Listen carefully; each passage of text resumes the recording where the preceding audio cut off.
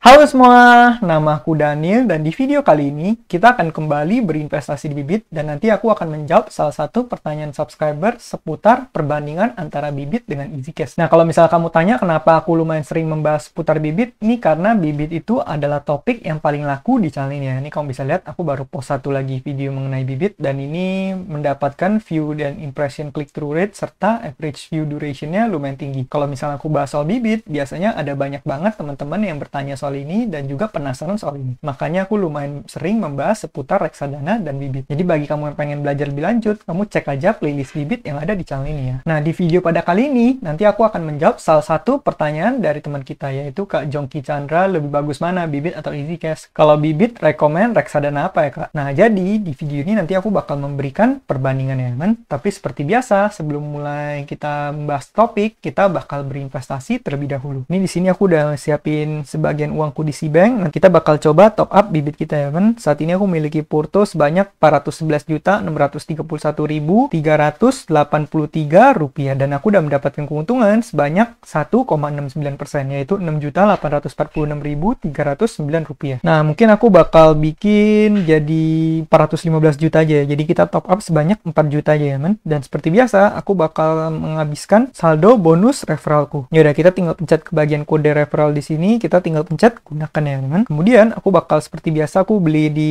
Sukor Invest Stable Fund aja. Di sini aku bakal beli sebanyak 4 juta rupiah teman. Dan di sini aku nggak lupa untuk menyalakan cashbacknya. Ada cashback 50.000 nih, lumayan banget ya. Ya udah, kita tinggal pencet beli sekarang. Kemudian saya menyetujui bayar sekarang dan aku akan membayar menggunakan Cbank ya teman. Oh, sekarang udah ada metode pembayaran menggunakan Air dan Stockbit. Nanti mungkin di video berikutnya baru kita coba ya. Saat ini aku bakal bayar menggunakan Cbank aja. Di sini aku tinggal pilih BRI, kemudian aku pencet bayar. Kemudian aku tinggal salin nomor virtual account-nya dan kita bakal bayar di Cbank ya kan. Kita pencet transfer di sini, kemudian bank lain BRI virtual account. Kalau udah, kita tinggal masukin nomornya di sini, kemudian kita oke, kemudian kita tinggal masukin jumlah yang pengen kita transfer. Tadi jumlahnya adalah 4 juta ya kan. Kalau udah, kita tinggal pencet selanjutnya lalu masukkan password seperti biasa. Nah, pembayaran diterima. Kalau kita kembali ke aplikasi Bibitnya, kita tinggal tunggu berapa saat, harusnya udah beres ya kan. Dan kalau misalnya kita back, harusnya portoku udah bertambah menjadi 415 juta sekian. Jadi gitu ya kan, cara untuk berinvestasi di Bibit ini. Berikutnya kita akan masuk ke pembahasan kita, yaitu mengenai EasyCash versus Bibit. Jadi di sini aku udah memberikan perbandingan ya teman. Sebenarnya EasyCash sama Bibit itu nggak bisa kita bandingkan secara langsung. Karena kenapa? Karena keduanya adalah jenis platform yang berbeda. Kalau misal EasyCash itu merupakan platform P2P lending, tepatnya P2P lending konsumtif. Sedangkan Bibit itu adalah platform APRD di mana tugasnya mereka adalah menjual reksadana ya kan. Mereka yang menjembatani antara kita sebagai pembeli produk reksadana dan manajer investasi penyedia produk reksadana. Tapi karena ada teman kita yang request, jadi aku bakal coba bandingin di sini dan aku udah memberikan beberapa perbandingannya secara berbagai aspek ya kan. Di sini ada risk profile, fleksibilitas, syariah atau enggak, legalitas, pajak, net return, potensi rugi, promo plus event. Nah, pertama-tama kita bahas mengenai risk profile-nya. Karena kedua platform ini platform yang berbeda, otomatis risk profile-nya juga berbeda. EasyCash itu aku udah sering kali menekankan itu merupakan platform investasi tinggi resiko. Karena kenapa? Karena dana kita disalurkan ke pinjaman yang sifatnya konsumtif ya kan. Jadi orang yang meminjam di EasyCash, borrowernya pasti menggunakan dana tersebut untuk kepentingan yang sifatnya konsumtif, bukan produktif. Berbeda kalau misalnya P2P lending seperti Coinworks, modal rakyat, itu kan investasi ke P2P lending produktif ya kan. Dan kalau misalnya Bibit, ini di sini aku nggak bisa kasih risk profile. Karena kenapa? Karena Bibit itu tersedia dalam segala bentuk risk profile, dari reksadana yang paling low risk sekalipun sampai reksadana yang resikonya tinggi sekalipun. Contoh, kalau misal kamu beli RDPU, yang otomatis profil resikonya bakal jadi low. Kalau kamu beli reksadana saham, otomatis profil resikonya high. Kalau kamu beli reksadana obligasi, ya otomatis profil resikonya ada di menengah. Jadi di Bibit itu lebih banyak pilihan dan lebih tersedia berbagai macam risk profile. Ada yang tinggi, ada yang rendah. Semuanya tergantung kamu taruh uang kamu di mana. Karena kalau di Bibit kan nanti ada banyak lagi pilihan reksadananya, jadi kamu pilih yang mana, itu akan berpengaruh ke risk profile-nya. Kedua adalah fleksibilitas. EasyCash itu sifatnya dana dikunci, namun tersedia berbagai tenor. Jadi seperti yang kamu ketahui, kalau kamu mendanai di EasyCash, nah di sini ada macam-macam tenor ya. Ada 30 hari, 60 hari, 90 hari, 120 hari, 180 hari, 270 hari, 360 hari. Jadi di sini kamu berbagai macam tenor kamu disediakan. Kamu bisa langsung sesuaikan dengan tujuan keuangan kamu. Katakan kamu pengen narik uangnya, katakan 4 bulan lagi. Ya udah, kamu bisa ambil periode yang 120 hari. Atau misalnya kamu pengen uangnya buat dibeliin rumah 1 tahun lagi, kamu bisa taruh di periode 360 hari. Cuma kelemahannya ya dana kamu bakal dikunci ya kan. Sekali kamu milih tenor ini, sekali kamu taruh uangmu, sampai tenornya habis, uang kamu nggak bakal bisa diotak-atik. Jadi sebelum tenornya beres, uang kamu nggak bakal bisa ditarik ya kan. Sedangkan bibit itu sifatnya adalah fleksibel, di mana reksadana itu kamu bisa tarik kapanpun, kamu bisa setor kapanpun. Mau kamu setornya sekarang, ternyata 1 minggu lagi kamu tarik, itu juga nggak masalah. Yang menjadi kendala adalah kalau kamu investasi reksadana saham, kemudian baru berapa saat kamu tarik. Bisa jadi porto kamu malah jadi minus ya kan. Tapi itu juga bisa diatasi, kamu bisa aja membeli reksadana yang sifatnya selalu naik. Seperti yang biasa aku beli di portofolioku ya. Salah satu yang tadi aku beli juga itu reksadana yang selalu naik. Jadi kalau masalah fleksibilitas, menurut aku bibit ini jauh lebih fleksibel. Namun easy cash juga lumayan fleksibel karena kamu bisa sesuaikan dengan tenor kamu. Jadi kalau misal kamu bisa komitmen dana pengen dikunci dalam tempo waktu tertentu, kamu boleh menggunakan easy cash ini ya kan. Sedangkan kalau misal dana darurat, otomatis kamu lebih cocok taruhnya di bibit. Itu pun belinya reksadana yang sifatnya selalu naik. Jangan beli reksadana saham untuk dana darurat. Poin berikutnya adalah apakah ini syariah atau tidak. Kalau misal easy cash, kita udah pasti tahu ya kan, ini adalah P2P lending konsumtif. Jadi kalau soal syariah atau enggak, aku yakin ini bukan platform yang sifatnya syariah. Kalau misal P2P lending yang sifatnya syariah, mungkin contohnya bisa seperti Kaswa, atau misalnya Dana Syariah, atau Etis, P2P Syariah. Tapi kalau misalnya Easy Cash, atau misalnya Asetku Uangmi dan P2P lending konsumtif lainnya, aku cukup yakin itu bukan syariah. Nah, kalau bibit ini, kalau nggak salah di bagian setting, kamu bisa atur ya, men. Di bagian setting ini, kamu bisa nyalain tombol syariah atau enggak. Tapi entah kenapa di bibitku nggak ada. Mungkin kamu di bibit kamu ada, kamu boleh nyalain toggle-nya di situ. Jadi, kalau misal kamu udah menyalakan bibit syariah ini, nanti reksadana yang ditampilkan hanya reksadana sifatnya syariah. Jadi nggak semua reksadana ada. Kamu bisa beli reksadana sifatnya syariah kalau kamu punya prinsip ekonomi syariah ya kan. Poin berikutnya masalah legalitas. Kalau misal soal legalitas, keduanya udah benar-benar legal. Jadi ini juga easy cash juga udah merupakan P2P lending yang berizin OJK. Bibit juga udah merupakan APRD yang udah berizin OJK. Untuk cara ngeceknya gimana? Kamu boleh cek videoku sebelumnya. Aku udah kasih tahu teman gimana cara ngeceknya langsung ke website dari pemerintah ya kan. Tapi untuk kendala legalitas ini, keduanya udah nggak perlu diragukan lagi. Oke, berikutnya adalah masalah pajak. Kalau misalnya easy cash, itu pajaknya lebih besar. Nih, kamu bisa lihat pajaknya itu di angka 15-30%. 15 atau 30% itu ditentukan oleh apakah kamu udah submit NPWP atau belum ya, men. Kalau misal kamu belum submit NPWP, itu kamu kena potongannya 30% untuk pajak, sedangkan kalau kamu udah submit, itu di angka 15%. Sedangkan bibit, potongan pajaknya adalah 0%, karena yang namanya reksadana itu bebas dari objek pajak ya, men. Nah, kalau misalnya kita udah mengakumulasikan pajak, di sini kamu bisa lihat aku juga udah hitungin net return-nya. Dimana kalau misalnya kamu menggunakan easy cash, kamu bisa mendapatkan net return itu dari angka 5,6% hingga 17,85%. Itu angkanya dari mana? Yaitu dari ini ya, men. Kamu bisa lihat tenor paling pendek itu 30 hari mendapatkan return 8%. Dan paling tinggi kamu mendapatkan return 19 ditambah 2%, yaitu 21%. Tapi kamu perlu hitung lagi bahwa nanti bakal ada potongan pajak. Kalau misalnya kamu ambil tenor yang paling panjang, returnnya paling tinggi yaitu 21%, tapi kemudian ada kena potongan pajak, dan pajaknya adalah karena kamu udah submit NPWP jadi 15%, ya berarti return kamu maksimal 17,85%. Dan kalau kamu misalnya ambil tenor yang paling pendek, returnnya hanya 8%, kemudian katakan kamu belum submit NPWP, ya dipotong lagi 30%, angkanya menjadi 5,6%. Jadi ini sangat bergantung tenor yang kamu ambil, dan juga dengan kamu udah submit NPWP atau belum. Jadi seperti itu ya, men. Sedangkan kalau misalnya bibit, ini sangat bergantung dari reksadana apa yang kamu beli.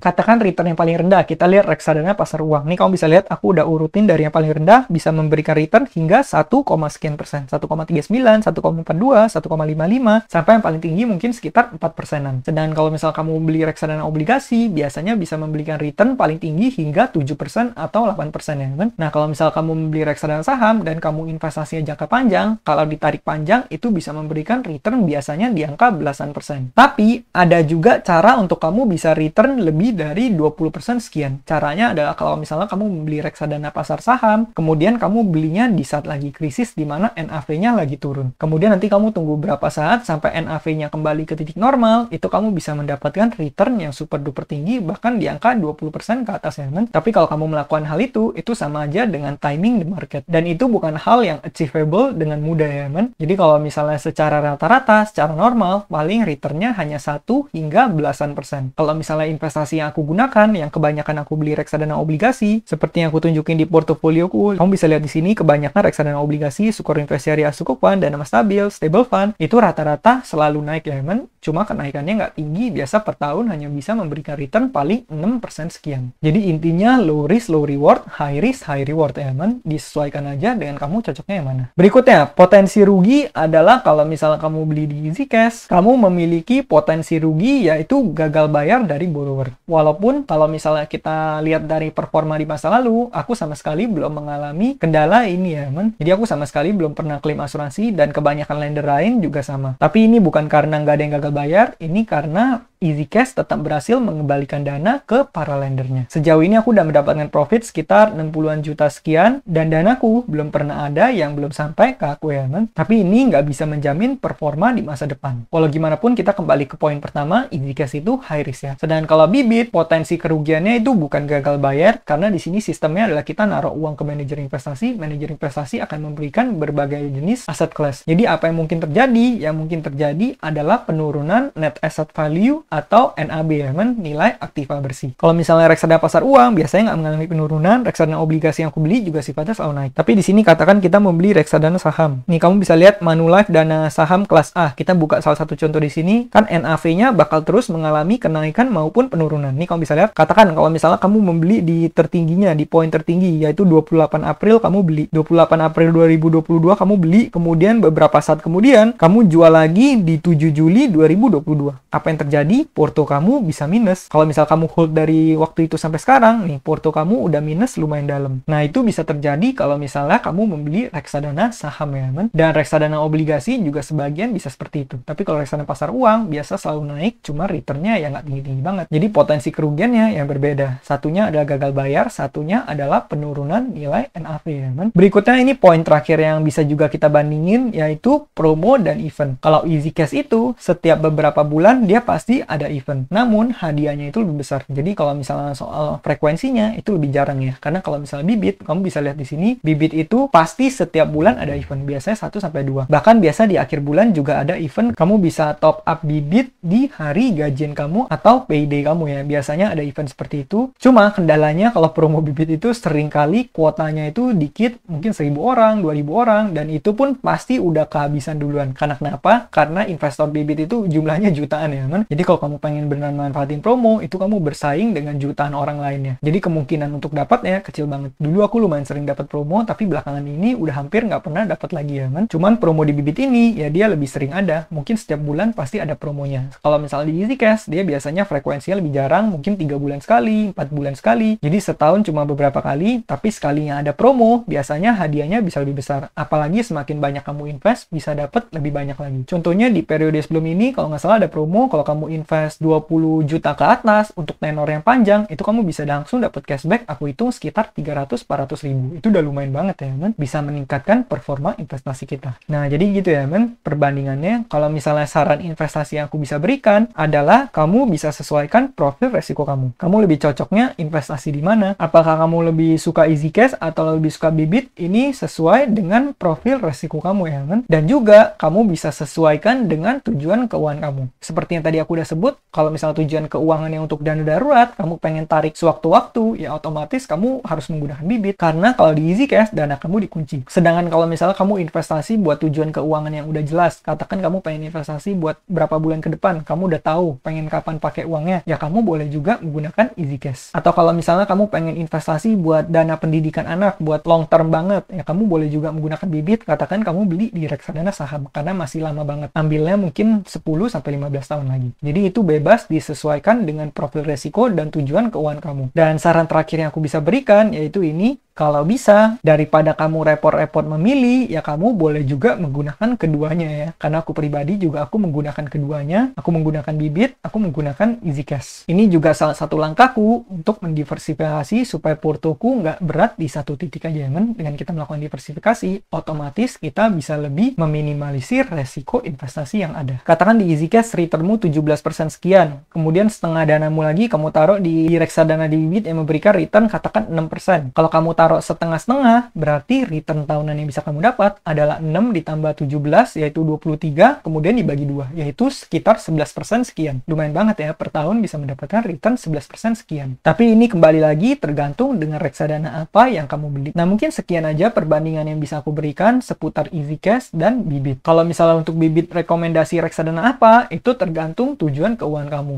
Kamu boleh cek video-videoku sebelumnya. Atau mungkin di video berikutnya, nanti aku bakal coba bahas lagi supaya teman-teman yang baru mampir juga bisa lebih paham seputar hal ini ya, men. Nah, mungkin sekian aja videoku pada kali ini. Semoga video ini bermanfaat. Akhir kata, jangan lupa untuk selalu invest in yourself. Sampai jumpa di video berikutnya. Bye!